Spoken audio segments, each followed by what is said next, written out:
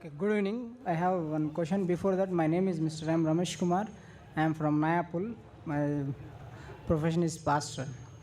So, brother, in this occasion, you are told the final is Quran. Okay, but I have one question. In a bottle of Yamama, may people died. These who by-hearted the Quran, there was a few that Quran can be lost during the Abu Bakr time. And second, Sahih al-Bukhari, volume 6, hadith number 510 says, but when third Caliph came, he was fighting with Harimiya people, and that time this found all the way reading a different Qurans. So Usman retained. And another thing is Allah says in Quran 15:9 says we have released and we got it. But here the Quran was born, and at the time what was the corrupted, why it was the corrupted, where it was the corrupted, who is what the corrupted, when it was the corrupted. Please answer me. Brother asked the question. He says, when the Quran says in Surah Hijr, chapter 15, verse number 9, which I quoted in my talk, that we have revealed the Quran and we shall guard from corruption. So when the Quran says the Quran is uncorrupted, Allah says it's unadulterated, how come Sahih Bukhari says that the Quran was lost at Hazrat Abu Bakr's time, and third Caliph Hazrat Usman came and he found different readings, and then how is it possible? Brother, what you said of Sahih Bukhari is correct. What Hazrat Usman, may Allah be pleased with him, found is variant reading. For example, in English language, there are different dialects.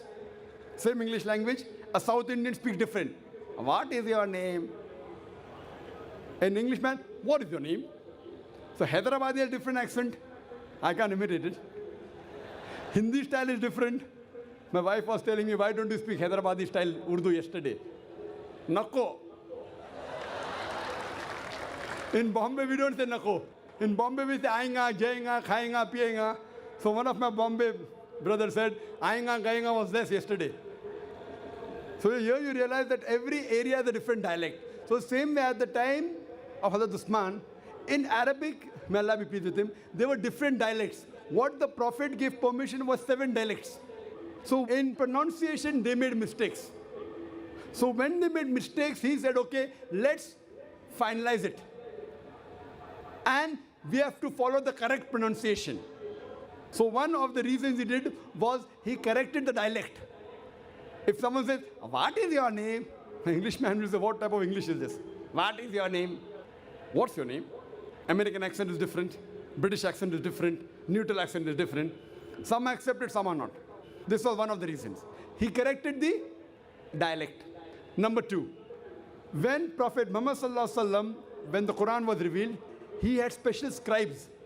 And he told the special Sahabas, whatever was revealed to him, he repeated it.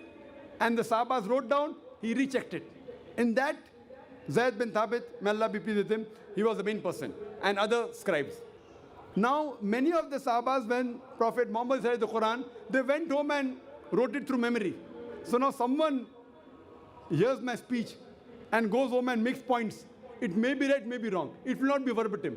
But if I tell someone and check up, okay, I'm giving notes, write this, read it again, it's a mistake, correct it. So the copy that was kept with Muhammad Sallallahu Alaihi Wasallam was verified by him when he was alive. It was given to his wife Hazrat Hafsa, may Allah be pleased with her, who was the daughter of Hazrat Umar, may Allah be pleased with him. So it was kept in that custody. Now when people wrote on their own, from their memory, there are bound to be mistakes. So the Quran is not wrong. Even though there were notes of some people, Hazrat Usman said, now people should not get misled that that is the real Quran. So he said, okay, now I'll make copies of this and spread it throughout different parts of the world so that they will know this is the authentic. The Quran wasn't changed. People, when they had their own notes written down, people did not know whether that was 100% verbatim correct or not. So Hazrat Usman, the third Khalifa, may Allah be pleased with him, he saw to it that he made a committee of the Sahabas and copied it from the original copy and spread it in different parts of the world. And one of them is even present in Tashkent, in Koptaki Museum today. And if you analyze it, It is verbatim same. And today the huffaz, even if you burn all the copies, today there are millions of huffaz who know the Quran by heart. Even if you burn all the copies, hypothetically, yet if these people get together, they can again make the true verbatim Quran. Hope that answers the question.